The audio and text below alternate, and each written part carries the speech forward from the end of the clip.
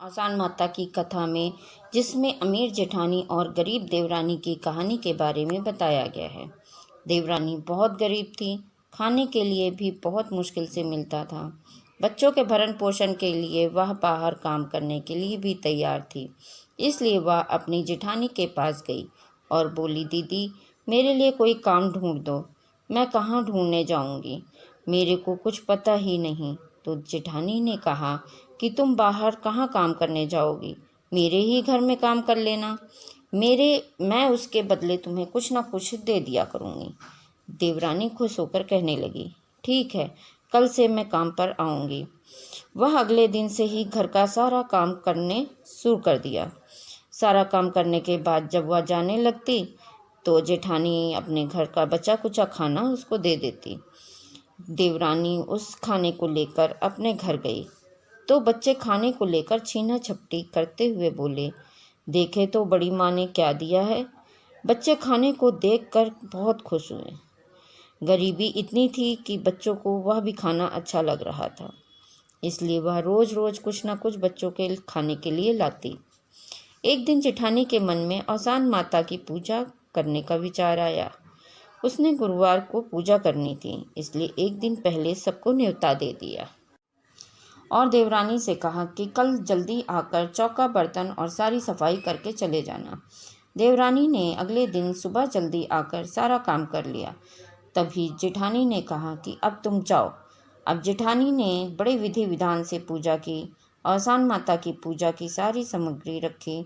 आसान माता के गीत और आरती भी करी। कुछ दिनों बाद जब देवरानी और उसके बच्चों को पता लगा कि बड़ी माँ ने आसान माता की पूजा कराई थी, तो अपनी माँ से पूछने लगे, बड़ी माँ ने हमें क्यों नहीं बुलाया। माँ ने अपने बच्चों से बोला कि बेटा, हम लोग गरीब हैं और गरीबों को कौन बुलाता है, वे बड़े लोग हैं तो अपने जैसे लोगों को ही बुलाएंगे। तो देवरानी के बच्चों ने जिद पकड़ ली कि आपको भी आसान माता की पूजा करनी है। पर बेटा, हमारे पास तो सामान नहीं है, हम कैसे पूजा करेंगे। लेकिन बच्चों के जिद के आगे वह कुछ ना कर सकी। वह बच्चों से बोली, ठीक है। अब गुरुवार का दिन आया। उससे एक दिन पहले शाम को 7 सुहागनों को जाकर न्योता दे दिया। अब सारी सुहागनें सोचने लगीं कि इसके घर में तो कुछ नहीं है, यह कैसे दुर्दुरिया पूजा करेगी।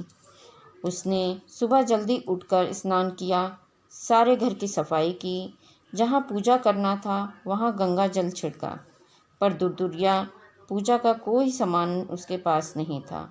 उसने फिर भी अच्छे से करके आसन लगाकर एक बड़े से चादर से ढक दिया। धीरे धीरे सारी सुहागनें आ गईं, तो वह सभी को चौकी के पास बैठने के लिए कहा और यह भी कहा कि दीदी आप लोग पूजा की तैयारी करिए, मैं अभी आती हूँ। यह कहकर वह अंदर चली गई। वह जानती थी कि वहाँ पर कुछ नहीं है, पर जब औरतों ने चादर हटाई तो पूजा का सारा सामान मिला। फिर सब लोग पूजा की तैयारी करने लगे। देवरानी माता का चमत्कार देखकर दंग रह गई। फिर आसान माता की पूजा विधि से हुई और वह सुहागनों की सेवा करके उनको विदा किया। सुहागनें बात करते हुए जा ही रही थीं कि इसने तो अपनी जेठानी से ज़्यादा अच्छी तरह पूरी व्यवस्था की थी। पूजा वाली बात जेठानी के कान में पड़ गई।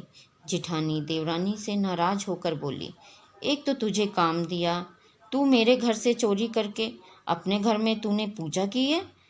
देवरानी बोली, नहीं दीदी, हमने ऐसा कुछ नहीं किया है, यह आसान माता का चमत्कार है। जेठानी बोली, अच्छा चलो हम भी देखते हैं, माता का चमत्कार मुझ पर होता है कि केवल तुम्हारे ही ऊपर होता है। वह सारी औरतों को न्योता दे आई और अगले दिन वैसा ही किया जैसे देवरानी ने किया था।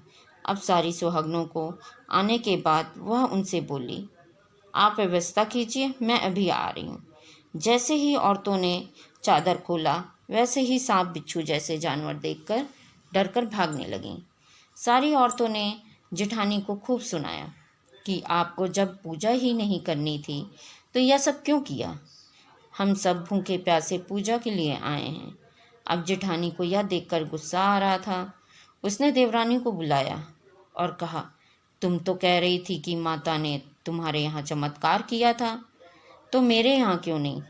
देवरानी बोली, दीदी मेरे यहाँ तो कुछ नहीं था, पर आपके पास तो था, फिर आपने ऐसा क्यों किया?